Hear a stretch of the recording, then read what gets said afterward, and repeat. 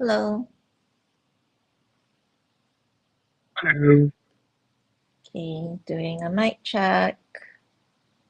Testing, testing. Can you hear me? Yeah, I can hear you. Yeah.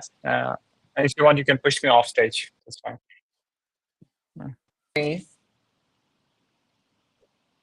Okay, Sharon's here. Okay, yes. Hello. Hello. Okay, doing a mic check at the moment. Right on time. Yes, right on time. We're live, by the way, but yeah, I always, Oh, as okay. part of the, yeah, as part of the Okay. live streams, sometimes like we do mic checks. I literally just switched screens by accident just now, so. Okay. Okay, no worries. Okay, cool. Thanks for making it on time, Sharon. All Hmm. right, so here we go. Mhm. Let me Right. see if I can turn this thing. Okay, great.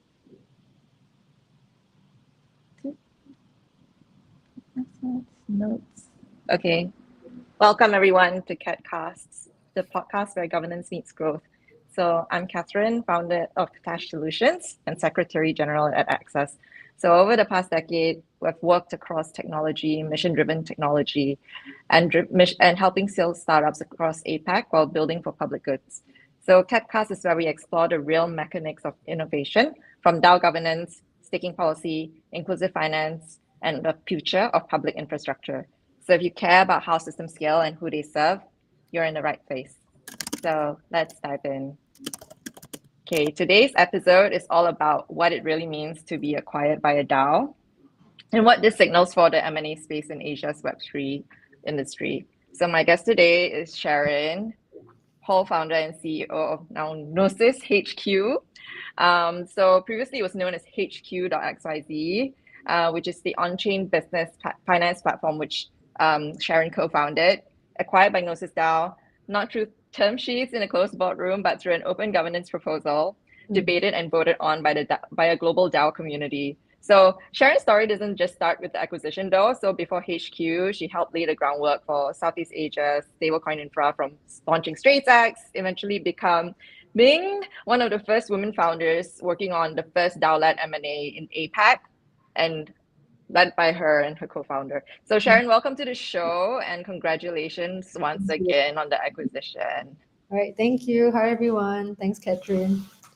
Yeah, so let's just rewind back a little bit, right? Like everyone in crypto has a different starting point. So for some, it's Bitcoin or DeFi Summer. Others, it's stable coins or ZK Tag. So what in your personal experience was your first exposure to Web3, and when did you start seeing this space, and not just as an emerging industry, but really as an opportunity to build something foundational in on-chain finance? Okay, good question. My first touch point with crypto or on like blockchain is actually way back when I was still studying in SMU, so Singapore Management University. This is like really way back. There was a bright orange ATM. It was a fake ATM. It's basically a Bitcoin ATM. Oh, Yeah, so that was my okay. very first encounter of it. I mean, just dabbled with it then, but because it was Yeah. also just Bitcoin, actually right after graduation at that point in time, I did start a company. It's a kind of a simple one, nothing to do with crypto at all, nothing to do with finance. But because I started that firm, I completely actually lost track and lost out of touch with anything related to crypto. I just got sucked into my business back then. Yeah, so I would say when crypto really resurfaced up for me in my life, when I think it also really got as a serious thing that I want to like, this is where my career is going to be, was pretty much I would say in the first Ethereum ICO run, which was like 2017, 2018. I think that's actually where we also met during your time Yeah. Liquid Exchange. Yeah, yeah. So that was during the season. But post all these ICO hype back then, when things retraced back very strongly in 2018, right? I was still running my business, which is a software development agencies. So I have team members who are based in Philippines, in Vietnam. I'm based in Singapore. So actually, that was a time where just one of my engineers, I think he himself also caught the crypto bug. So one day he asked me like, hey, for my salary this month, can you pay me in like USDT? He noticed I was getting quite pro crypto, and he was always just finding his ways to on ramp. So I was like, yeah, of course, I will be happy to send it to you. So we did like a normal wallet to wallet transfer, and it was really, I think, where that was the moment that clicked for me, where crypto is not just like a part-time, income, bonus income, but really like, oh wow, actually, wait a minute, this is really something quite cool. And because I was really running a software development agency, so I'm always in the business of building something already. But I think that feeling that I had, just I couldn't shake it off. Yeah, so I knew that I wanted to build something actually related to either wallets or stablecoin. Yeah, I think that was Wow. the aha moment. Yeah. Wow. And from that point of being inspired by your staff, because how long did it take for you to realize that, Ah, to actually implementing, like developing the tag? Yeah. Yeah, that moment for me was, from what I recall, 2017. I think that was Yeah. the moment. I definitely took my time in the entire year of 2018 because it was still very wild, wild west in crypto, as you probably would have remembered back. Yeah, yeah. So I wanted to be really sure of the team that I'm joining. Yeah, I really didn't want to join like a fly by night concept, because there were majority of them were. So I took my time in the whole of 2018 to just talk to people, just read up more, and eventually that was really how I crossed path with the Experts team. I mean, now known as StreetX. Yeah. Yeah. So in 2019, that's where I joined them. Yeah. Okay, got it. So it was like you took like an intra, then entrepreneurial to intra, and then intra Yeah. route. So, Correct. yeah. Correct. Because Correct. when we met, yeah, in 2017, it was like the ICO mania for sure, and there was so Mhm. much noise. It was Yeah. so not funny. But Mm. but just by the virtue of being early, Mm. yeah, it really enables us to see a lot Yeah. Yeah. of cycles. Yeah, Definitely. yeah, and we're still here 7 years We are. I later. can't believe it's 8 8 years. years. My God. Yeah, Yeah. 8 years, 8 years. Yeah, exactly. Very I feel so long. old already. Lao, lao, lao, lao. Okay, anyway, yeah, but it's great. It's great. Now, the big news in May, Mm. GnosisDAO acquires HQ. So let's unpack a little bit of how that happened, starting with the deal itself. Mm. So, the proposal, as we know, it's called GIP, Yes, GIPS for 120. yep. Okay, so I think you all can Google it yourself, lah. I just want to focus on the conversation with Sharon here.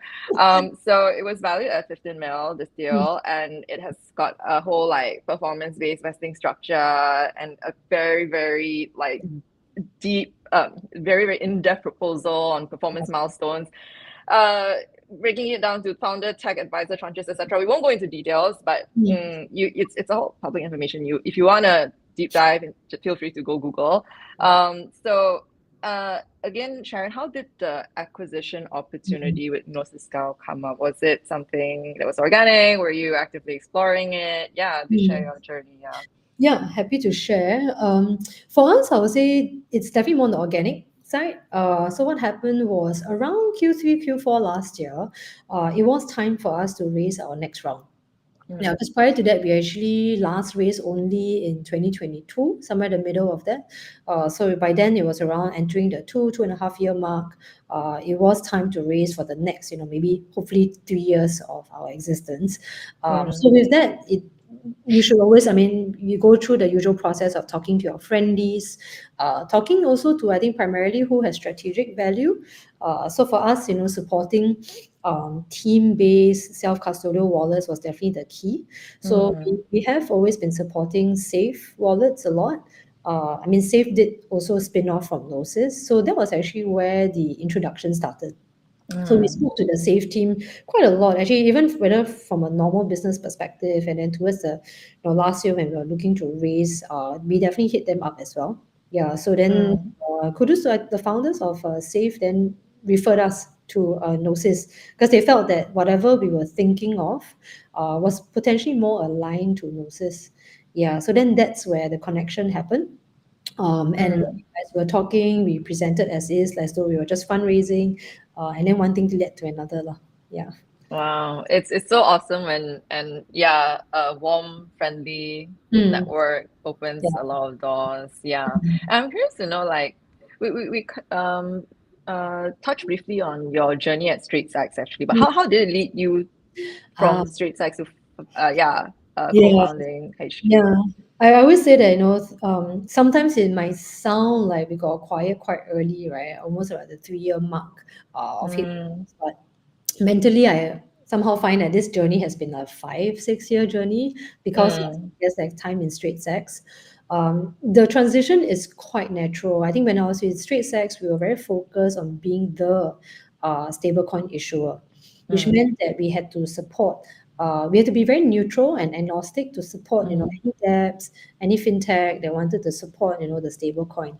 Yeah. I think what I observed in the market at that point in time, 2021, then early 2022, is that there were a lot of now good, proper DeFi projects that behave like normal companies. But the whole cliche of them, having banking problems were at its peak.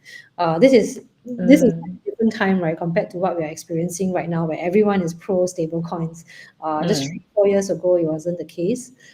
So I found that while yes, we are a stablecoin issuer, to provide that business payments operations kind of a full suite solution that actually goes beyond the role of a stablecoin issuer.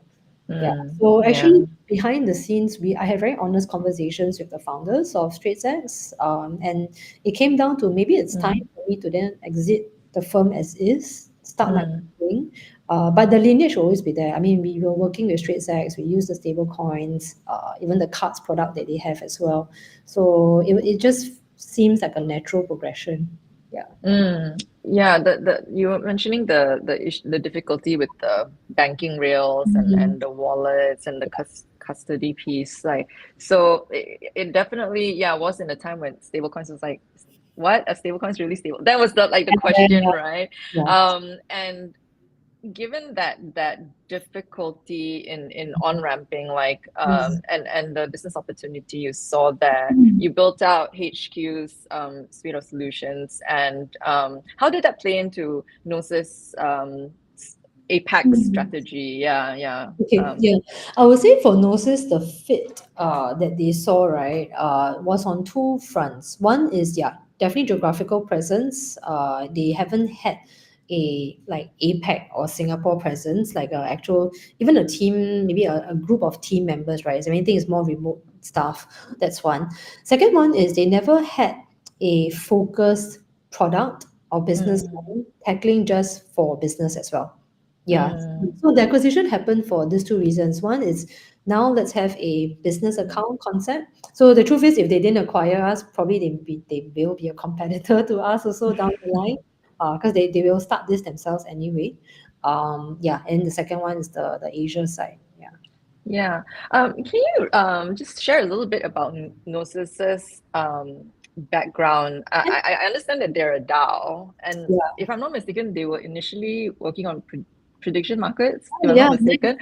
Then they evolved. I don't fully keep up, but I should. Can you share a little bit more about it's actually a very unknown fact, a not popular fact about Gnosis. You're right. If anything, they're very, very genesis is they are a spin-off of ConsenSys. Yeah. So one of the rare few spin-offs when ConsenSys was also dabbling in not just like decentralized tech, but maybe as a company it can be decentralized as well. Yeah. So that was what happened. And you're right that the very first idea that Gnosis spun out for is being a predictions market. Yeah. Their contracts to a certain extent is actually still used by Polymarket today. Oh, that's so cool. I think our contract or something like that. Just not really marketed enough in that sense. So that's their first phase. The next phase of their focus has been, unfortunately, they're in the camp of they launched an ICO on Ethereum, but the tooling and way of operations on Ethereum was almost non-existent. If anything, it was more meant for an individual, not meant for a company or a team or product.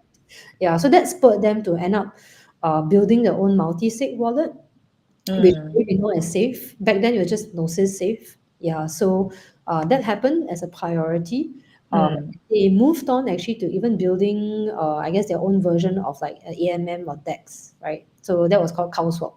Yeah, but CowSwap, when they launched CowSwap first as an in-house project, there was no mention of Gnosis. There was not like GnosisSwap or something, unlike Safe. Yeah. Then along the way, I would say throughout maybe the 2020 to 2022 era of DeFi summer, they spun out this tool. And what does it mean to spin out? Meaning that if the teams can actually raise their own token sale and TGE successfully, that's the spin-off is successful. And this tool, they do have DAO votes as well. Yeah, respect the GIPs that went through this process of spinning off. Yeah. Sorry, for Cow, right? For Cow, for Safe, also for Safe. Unsafe. Yes. For Safe as Okay. well. Yeah. So Very that's the full interesting. picture of Gnosis, that they started off building a lot of tooling for the Ethereum ecosystem. When they started to gain popularity, I guess kind of similar mindset as how Gnosis started off as a spin-off, right? They continued that spinning off corporate development move. Yeah. Then after its spin-off, it settled down. Now we are definitely part of what we call the Gnosis 3.0, the third wave, which is they have decided that actually let's make the difficult decision to build and own applications that drive the traction directly. And they are in the driving seat to drive the traction. Yeah. So I'll say we are in the phase. So there is Gnosis as Gnosis Chain. Chain, okay. Gnosis Chain, they bought over XDAI to start Gnosis Chain. So there's Gnosis Chain. Then they have a consumer wallet called Metri. So that's a bit of experimental side right now. They have Gnosis Pay, which is a crypto card, consumer's crypto card, quite popular in Europe and more so now LATAM. Then there's us, GnosisHQ for the business account side. Got it. Interesting. So Gnosis 2 stands for what? Gnosis or Gnosis 2.0. So Gnosis 2.0 is when they had Safe, they had CowSwap, but they have not yet spun it out. It was still part of Gnosis. Okay. Yeah. Got it. And Gnosis 3 is more the productization of more enterprise verticals? No, more applications. It's Applications. Applications layer already, and fully still in-house. I don't think there's concepts of spin-off in near term. Yeah. Okay, got it. So busy building in-house, shipping in-house. Yes. Correct. Exciting times. Yeah. Okay, so going back to the proposal, right? Now that we've got all this context, it makes things a lot more clearer for the listener. So in terms of the DAO now, so one of the most fascinating aspects of the JIP 120 was watching out the governance discussions play out in the forums. So what was it like for you navigating the governance process between multiple stakeholders, from token holders, contributors, and just observers? Yeah. Yeah, I would say long story short, not easy. It's a roller coaster. My co-founder was probably emotionally exhausted to the max for this. Understand, yeah. So the whole process was, to be fair, we had to go through the usual acquisition process of, is the buyer even really interested? Can we talk through terms? We had due diligence by them, both engineering, product, business, that's beyond just the co-founders, right? We actually met others in the team that were basically doing due diligence on us. So that's the usual acquisition phase that had to happen to us, which is already very difficult. Then it took to a finalized, these are the terms. Negotiations happen, of course, then, these are the terms that I also am now willing to accept. Then this is put to a GIP as a proposal for the DAO to also vote upon it. So that was the process. And knowing that whatever we have discussed with the team of Gnosis is definitely not binding. We cannot hold them accountable, if let's say the DAO says no, or if the team decides to change their mind after seeing the DAO's reactions. Socially, really, there should be no bad vibes in that sense, because this is what I signed up for. They were very open throughout the whole process. Hey, let's talk about it. Let's also do our part to really perform due diligence on you guys first before we even propose this to the public DAO, who definitely don't have the opportunity, right, to do such in-depth duty on you guys. Yeah, so that was the terms. We prepared the GIP, we sent it out. Then, sorry, quick question, right? For the proposal drafting, because proposal drafting, before it even gets to the DAO, is actually very time consuming. So I hear you on so curious to know in the drafting process, right? How long Hmm. did it take from like going through the data rooms, and then Ah, actually like drafting, okay. yeah. Okay. I would say due diligence definitely took a longer time compared to the drafting of the GIP. Like if I can remember, maybe the due D phase was like maybe 2 months, I think. It was quite long. Like proper due D was done on us. The proposal drafting, however, took just about probably 2 weeks. Oh, okay, that's Yeah, because by then I think the synergies were very clear. The terms were clear mutually. It was really almost as a summary. Can a third party who has never had context, can they understand what's happening? So it came from just having to draft things in a way that someone new can understand. And both sides, like even though the first GIP was me as an author, both parties like Gnosis and us co-wrote actually the GIP draft.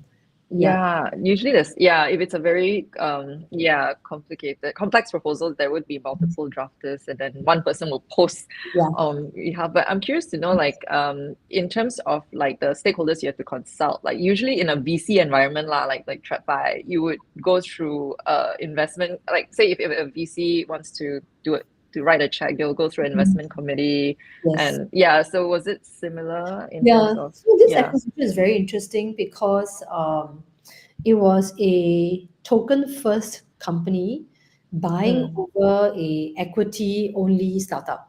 We have no token table. When we fundraised back in 2022, it was very clearly for an equity safe instrument. It was not for some sort of SAF token agreement or anything. So it's clearly an equity that's being bought over. So for our end, before we posted it on the DAO, which is more on the Gnosis side, so that was Gnosis' version of investors to take care and get approval from. From ours, our investor is private investors. So we definitely socialize this from our lead investors, smaller investors. We did tell them about what's happening. But of course, the caveat here is it's not guaranteed. Yeah, it's very scary. I mean, for any lead investor to know that, what are you talking about? You mean the term is public for anyone to see? Yeah, I was gonna say if I was on your cap table, I'd be like, "Oh, Sharon, you're gonna post a proposal on the DAO forum." Knowing that the buyer says no guarantees, are they trying to play you? All these kind of questions, of course, came up. I guess I just have to trust my gut at that point in time and ask for trust. That's basically really what happened. I was like, just trust me. I know legally anything can go south, but I really got a good feeling about this. There's genuine interest. It's a fair price. We should go through the process. Yeah. So that was what happened. Maybe I can zoom out also as well. Yeah, For the Gnosis DAO process, the voting process, there's two phases. There's stage 1, stage 2. So all this posting that we're talking about is stage 1, which is, call it a forum. So it's really meant to be just a discussion phase. It's not a voting phase yet. So it's just discussion. They use this word called signaling. What this means is that just by your user login, you can vote. You can, I agree or I disagree. There's no binding checks in that sense of like, are you really a GNO token holder? How much of a GNO tokens do you have, such that vote matters or don't matter?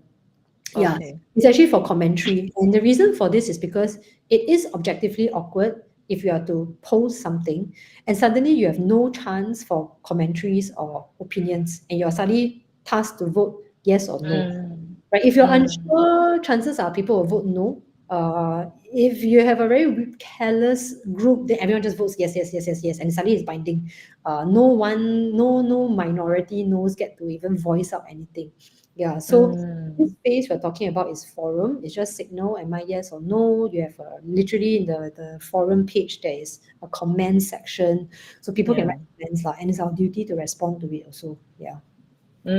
Got Then- it. And how long does this discussion period So last? it's quite long. We should actually then on the M&A front, it drags out timeline, which is always scary because deals can always be lost simply by it being unresolved, right, for very long. So the signaling phase took about 2 weeks.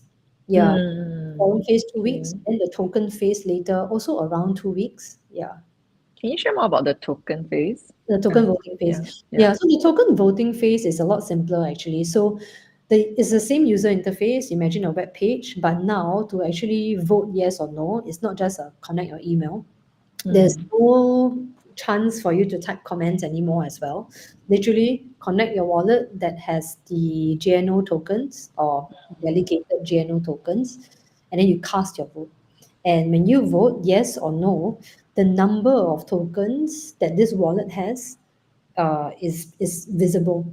Yeah, because everything, this is where the whole beauty of Onchain comes in already, where it's fair game, right? How many tokens you have, how much weight of your voice essentially is made known, and there's a percentage. You actually need to pass. Because I can't quite remember offhand, but you need to pass a very quorum. majority. It's not even 50%. It's way beyond 50%. Oh. Your token swings to yes. Yeah, your the number of tokens have voted yes. Got it. And yeah, I recall like I was doing a bit of research and that this JIPT 120 actually passed with overwhelming majority. I think like some 95.5% vote in favor. Which is really good. I'm just curious to know, like, from the you were mentioning the signaling phase, right? Yes. Where the discussions take place. Is there a specific quorum that needs to be reached before it gets to an on-chain vote? Good question. Just 50%, actually, just 50%. For the token voting, if I'm not wrong, it's a vast majority. We're probably thinking about 75 or 80%, if if I remember correctly. Having said that, I mean, I can share all this because it is public information if anyone wants to like really Google it up. At the forum phase, the signaling phase, our very first proposal, as much as it was written together with the Gnosis team, it was borderline, swinging between yes, swinging between no. We honestly didn't bother to like game any system as well because we ourselves also wanted to make sure that if we are acquired, right, we are joining a ecosystem that really wants us. Good It's point. going to be hell, right, after that. Yeah. So we are like, okay, you know what? Don't bother gaming it. Just free game. Really let the open market use their emails. It's just simple email actually. You can just create a massive amounts of email and just vote ourselves in. But we decided like, no point. Yeah. So it was always borderline, over 50, less than 50. So we actually made a judgment call to let's something is it's not a huge majority. Let's revisit this. Yeah. So what happened was myself, the founders of Gnosis, we actually have had a open DAO like town hall, open for everyone to join. If you have issues, let's address it now in a real-time fashion during this town hall. And during the town hall, we really actually also gave a presentation of what we have in mind. And then the Gnosis founders also, of course, gave a kind of a sharing of why this made sense for them and the system. Then we recasted. We then, based on all the feedback that we got, we then amended the GIP. And this time we were a lot more confident that I think we should be getting a vast majority because most of the concerns were already addressed during the town hall. Oh, wow. That's very interesting. I didn't know about the town hall process. Yeah. That was the swing, the catalyst event that enabled the swing vote. Wow. Correct. And it definitely took a lot of vulnerability on your part and a lot of risk also, like actual business risk to be exposing so many things. Yeah. This is like real collaborative, like real as open source as it gets in a M&A context. And speaking of like just that openness and vulnerability, right? Like I was also reading the original proposal and the revised one, and I felt like it was a lot of back and forth, like a lot of comments. It attracted a lot of interest for sure from the community. And there was one particular section that I wanted to pause on, and it's not about like token mechanics or it was really about a personal part of your post that you wrote, Sharon, about how you navigated the DeFi collapse post FTX, post Terra, navigating payroll stress, and then eventually dealing with all these issues. Like how you actually literally wrote like there were nights I lay awake wondering if this is it, but I still showed up to the next day to build. So it's quote unquote. So I thought that really resonated with me because that really showcased resilience on our part. Because while the Gnosis acquisition happened way after 2022, right? Like there was still part of your founder journey that you choose to share. So I think it's really rare in the DAO governance forums to see that level of vulnerability shared so openly. So my question is this: like, how when you were putting the GIP 120 proposal together, how did your lived experience as not just as a builder, but someone who's really weathered real volatility, for the past 8 years in crypto, how it shaped how you showed up in a forum and how you structured the deal and how you engage with the community? Yeah. I think when you're in the industry for so long, right, over time, you really know that time will tell is so real in terms of whatever you do now, if there's any funny games, it's just when will the house of cards will collapse, be discovered, etc. So I think that's always shaped me into hands. Even if it's bad news, it's always good to be early than later. Because I mean, even any bad news or anything uncomfortable will always be uncomfortable. Like you'll never reach a stage whereby you suddenly overnight gets comfortable. So just get it out of the system earlier than later. Yeah, so I think that's why I'm open to sharing such maybe more negative thoughts openly. Yeah. And also I think the fact that I can share it means I am definitely emotionally over it. So I did, it that's means true. You if processed it. if it still haunts me or I still get some sort of PTSD or something, I definitely won't be able to type and hit enter and then read it, that knowing this is my life. So the fact over and done with already, got over it. So I Exactly. think somehow, maybe it's my upbringing or something. I don't know why I have this maybe gift of getting over things faster than usual. That's what my friends and loved ones say. So yeah lah. So I think that's the answer why. And to be fair also, I will also only choose to share such things if I think the moment calls for it, if it's appropriate, then I will share. Yeah. Otherwise, you won't hear such things from me usually. Yeah. Yeah. I thought it was really very brave, and it shows the strength of your character, really. Yeah. And your perseverance. Yeah, which shapes how you actually carry yourself today as a founder. So again, being a founder now of an acquired business opens many doors across many jurisdictions. And you don't just contribute in your capacity as a founder, but you also contribute to SFA as Web3 subcom chair with Chinta, right? GM at crypto.com. Oh my gosh, Chinta, sorry if I butchered your name. But anyway, so both of you co-authored the Onchain State Report, 2025 report, and it highlighted Singapore's edge in the Web3 space, from regulatory clarity to public-private partnerships, and the current infra frameworks in place. Just curious lah, okay, putting it aside, like we're Singaporean peers or Singaporeans or whatever, like, do you see Singapore as a hub for Web3, given that other jurisdictions are up and coming, like Hong Kong and Dubai, for example? Yeah. I mean, I still find that US. it is about US as well. Yeah. Singapore is from a very organic fashion. I think I mean, I first got the chance to enter tech in 2011 or so. So you're always very enamored, right? You're always reading like all these tech Kool-Aid articles, but it's always of like other countries' companies. And you always read about how if you're in tech, you must go to Silicon Valley. That's the mecca where smart minds, smart capital, smart talent to build all this is in. But I think for reasons, Singapore organically had that in our industry from like probably 2016 onwards, under the hood, grassroots level, probably minimal government intervention or like free grants for our sector. It was true. I always say that in crypto Singapore, you really see the manifestation, I guess. I can't think of any other word, but like survival of the fittest. Like whoever is still building, still running a company here, they weathered through so many difficulties. And it's probably all like self-made in the sense that there's no like government initiated or co-initiated funding. It's a very organic private sector kind of growth, which to me is always very hard to knock out. When there's such a strong organic start, right, it's very hard to knock because we have capital. I mean, we have enough interested capital. We have good talent, whether it's engineering or other parts also. We have good talent, which are typically maybe the two big ingredients lah for a strong industry.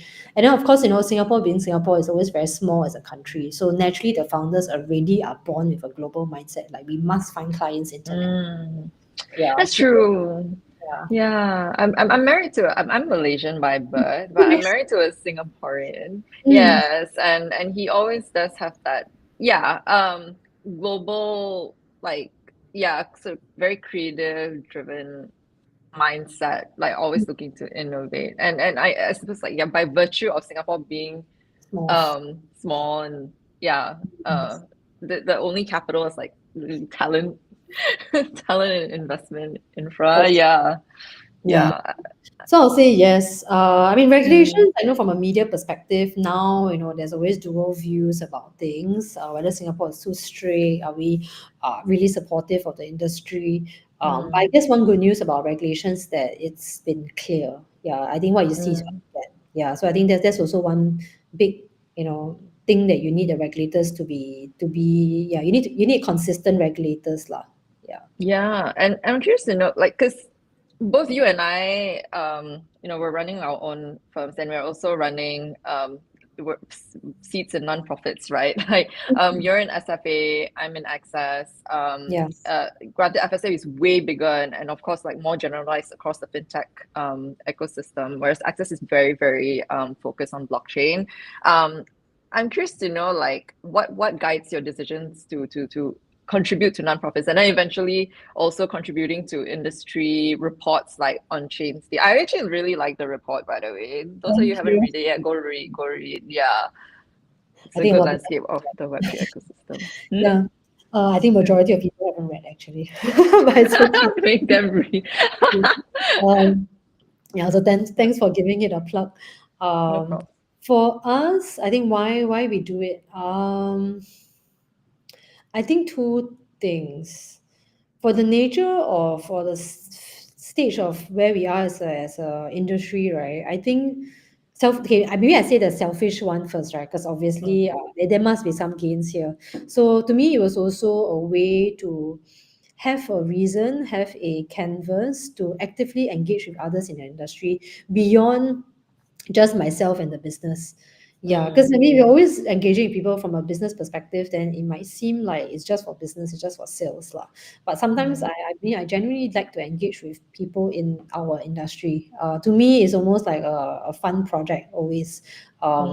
So being part of SFA Web3 Subcom, like, it's just an excuse in a sense to like really meaningfully engage with other people to hopefully maybe do something together. Then I guess this do something together really came up in the form of let's do a report. Then that gave a very concrete way to like talk to others, profile others, so that it's also not just about me and my business when it comes to what I do for the industry. So that actually fulfills my personal I guess desire. I feel good just by having that channel. So that's the selfish reasons. The other one is really, I find that I mean, we all know that crypto is competitive now from a global landscape, right? Compared to maybe when 2017, there are just so few countries that really have builders, and we were one of them. We were just one of the lucky few, that caught on to this early enough. But now, we are at the stage whereby it's back to normal tech already. Anyone can go to any country and maybe have the same ingredients as what Singapore has. So to me, I found it quite wasteful if we let go of this organic ecosystem that I keep talking about. If there's not enough active people stringing things together, right, it will just dissipate. Everyone will just, like, the whole brain drain might really happen very fast. And this, I had the inkling that it will happen sooner than later. Yeah, so that's where when I was actually asked whether I wanted to join this committee, and I was like, I know maybe this is a good channel to maybe let's do something that can really bind the industry together and stay here. I think that's a great intention to have, like, to really build roots, right? Because we talk about the ethos of decentralization, how our community is really global, which is great and true, and it is, we tend to work remote most times anyway. Yeah. But like, I feel like ultimately to build very deep, meaningful relationship, it does require commitment to build roots lah. Yeah, yeah. I think my view, however, is still changing sometimes. I used to be like Singapore is the home base, permanent base, forever base, even sometimes, right? Like Forever challenge. home. Yeah, forever home. Like, can we challenge the scepter? You know, everyone says to build something in tech, you must go to US, you must go maybe to like China when the market is bigger, etc. So I used to be like, let's prove them wrong, Singapore or Southeast Asia. But now my mindset is a bit different. Now my mindset is more like, life is like basically what you say, right? It's more remote. Maybe it's more like, a person's life is maybe 3-4 places, like core places when it comes to work. But let's not make Singapore lose out. Let's make Singapore still have a relevance, even if it's like not 100% of the work base, maybe 20%, 30%. That's still quite meaningful. Yeah. Yeah. So it's becoming more distributed lah. Yeah. By correct. way of wealth or where the opportunities. Yeah, correct. Yeah. And I feel like I agree with you that it's going to be very much private sector driven in terms of innovation in this space. Yes, of course, like there's going to be a lot of collaboration with the public sector too. But I feel like nonprofits in and of itself and governance innovation there is something that I'm personally passionate about, and we have like touched base a couple of times on this. I'm trying to get your time though, Sharon, but it's difficult. You're like zero bandwidth. No, I was seriously like looking like, where is on-chain accounting talent? Where can I find this kind of talent? Like, it's so freaking hard to find. And we're trying to add them this specific finance, like Web3 finance membership composition. And granted, they're like CFOs and whatnot, but they're TradFi. I think majority of TradFi looking to create their own like digital corporate treasuries and whatnot. So I'm like, so my thinking is from a nonprofit perspective, like why not just pioneer something, right?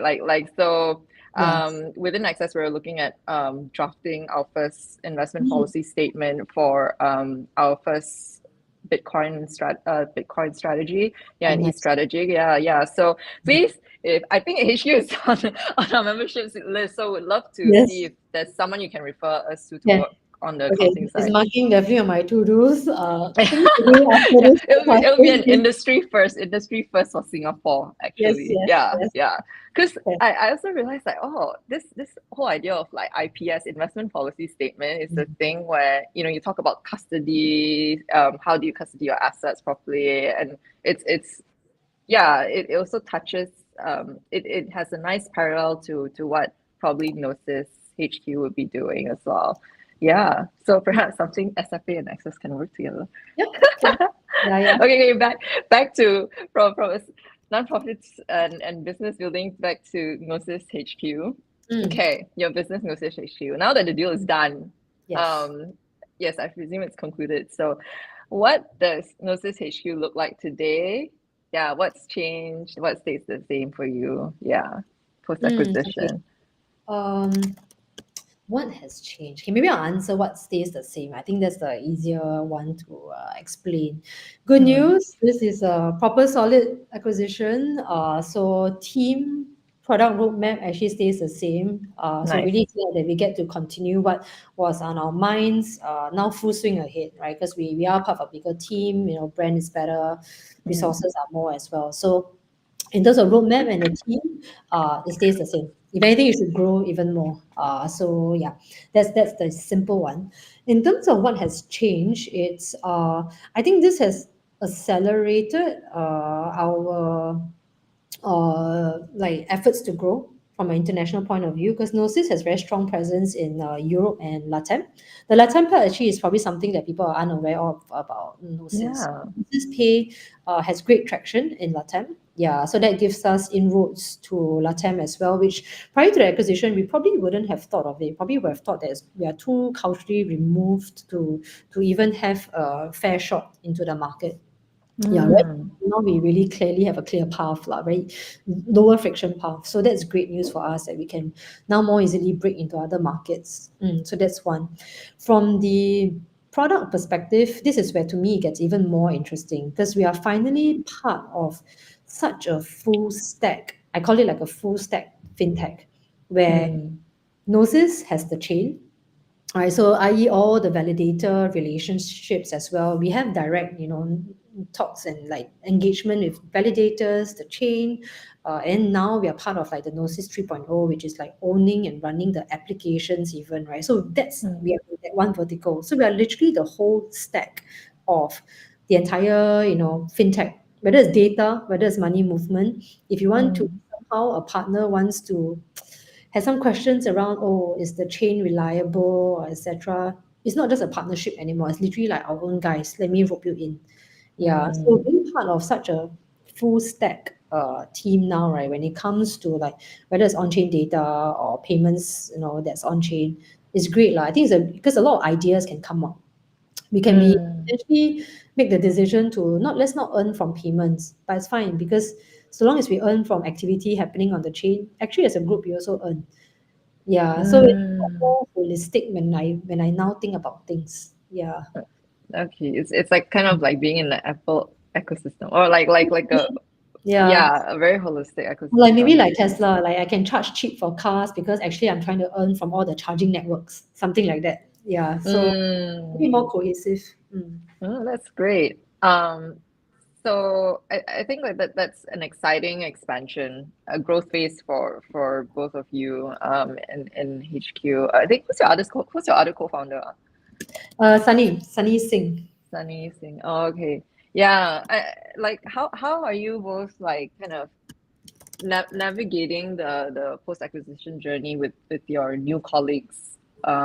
Yeah, as being part of this new bigger group. Yeah, so I apologize. It's been hard to catch me since the announcement. I've been That's on okay. road basically for the past almost 1 to 2 months because Ah, I did fly up to actually be closer to the wider Gnosis team. Yeah, so that yeah. was good. Yeah, so coincidentally there was a retreat. We had the whole team retreat that aligned Nice. things. After the retreat, it happened to be like Gnosis's official conference. That was also good to be able to be part of that. Then of course, I just stayed on as well for more like alignment stuff needed to happen. So I would say that of course, being the newer kid on the block in the family, is not easy. Time zones are very Time difficult. zone. I really empathize with anyone that has a huge US or Latin market. I think Asia and that time zone is really bad, like 12 hours difference. Yeah, 12. Yeah, it's like Yeah, the 8 a.m. is your correct. So physically, I guess I'm still trying to juggle what's a good rhythm around that specifically. But good news is that Gnosis, while they have been around for a long time, the entire group is very lean. So if anything, I think especially more amongst the Europe circle, right? Actually, Gnosis is quite known to have not been one of the very rare few that has been prudent and wise with their treasury lah, since the 2017 era of ICO. Yeah. So public info again, it's actually the treasury actually has a monthly report that's open for everyone to view. So you can see that the treasury is very healthy. So um, it just takes effort. The team is lean. They are definitely, I think, under 300 people. So it hasn't been that difficult to navigate socially. Yeah, under 300 is quite big, leh. it's quite big, but It's quite for a group that has many different units, I would say most would have been beyond that number. ah Yeah, yeah, true, across multiple product correct. lines. Yeah. So on average, Yeah. each product line is only about 20, 30 people. Yeah. Yeah, then I would say that's actually mid size. Like, Mhm. yeah, yeah. It sounds like it's a welcoming, like collaborative type of ecosystem. It's just juggling the different time zones. Juggling in different time zones. And I think what helped is because when this acquisition happened, at least with the key leaders of the group beyond the founders, they were part of the due diligence process. Yeah. So there was certain buy-in that needed to happen, or at least there was a discussion about it. Yeah. So that helped like actually socialize, Yeah. like yeah. The DAO also, back to Interesting. the DAO, majority of Gnosis team members are token holders. Mm. They should have been informed and in view. Maybe some of them may have even voted for the proposal. Yeah. That's very cool, actually. Like, I find like if you reward your early employees or token holders who contributed to the project, for example, Gnosis, right? Yeah. It still gives them some sort of like community belonging. Say even Yes. after they move on to other projects, they're still part of the Gnosis Mm. ecosystem. It's very unlike traditional exits in Web2, right? Like for Yeah, myself, that's when I exited Liquid, it was like just like, okay, you get your shares and bye. actually that's true. Yeah, especially the payout or something was in cash, and then there's no linear Yeah, back to the company. Yeah, yeah. yeah. It's like I don't get a say, I mean, in voting or whatever, or the continuity of the ecosystem. Mm. Yeah. Yeah, So I think one good thing about Gnosis is that yeah, you get to vote is one thing, but with that you have access to the information. Yeah, so I mean, granted, you need to read the forum. If you don't read the forum, then they're not going to push and announce things always on like voluntarily in their emails or like, things like that. But yeah, actually, I believe even on Twitter, they actually post their proposals on Twitter. oh yeah. It's definitely I, I like that they actually actively try to encourage governance participation. Yes. It's still like an emerging field for sure, and even for myself personally, like just deep diving into decentralized governance has been quite Mhm. a new venture in and of itself. Yes. Even for Katashe. But I think like it's a believing in that whatever inspiration that sparks in our minds, like believing in that long Yeah. tail. Yeah. Yeah. And I think David is typing something. Oh, right. Okay.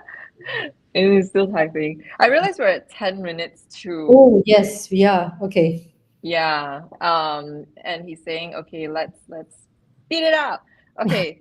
So I think like Sharon, we've been having a lot of we've had a lot of great insights exchanged. We've had a deep dive into what the M&A experience was like for you pre, during, post Yeah. acquisition. And again, congratulations. Thank Very you. happy for you in your new chapter of growth. And I'm sure we'll be continuing to be building and hopefully perhaps collaborate in a future opportunity. So as we close today's episode, should I use Dave's version or my version? He didn't send anything yet, but it's okay. I'll use my version. Okay, I'm going to come back to one question. What Mm. counts as governance? So when we think governance, we think voting, proposals, drafting, processes. Mm. But our conversation with Sharon today reminds us that governance lives in quieter acts. It's in the acts of building, in the acts of how founders respond to a bear market, in how a team handles doubt. So it also lies in the choice for to keep building when no one's watching. So Sharon didn't just navigate a DAO acquisition, she governed with conviction throughout the bear market in the bulls. Mm. And in a space where we're still learning to value labor, risk, and trust, this kind of resilience to me is really good governance. Yeah. So again, thank you, Sharon, for Thank you. coming and actually, creating a precedent in in the APAC market because GnosisDAO is the first DAO-led M&A in the APAC region, and you Mm. are the first woman founder to have navigated this process. So again, a precedent. Mm. So few of Congratulations. us, though. So few of us I in the. know. We were discussing this before the show. Like you're like, should we mention it? No, I think we should mention it. Yeah. Yeah. Okay. And Fine. Davis, yes, smiley face. Okay, great. So again, best of luck, best Mm. wishes to you, Sunny, and the team. Thanks. And Yeah. Okay. And I'll remember to let's take it forward in terms of what I always owe you in terms of that catch up separately. And yes, thanks everyone for yes. tuning in all the way if you're still here. Okay, thanks everyone. Have a great day. See you. Bye. Bye.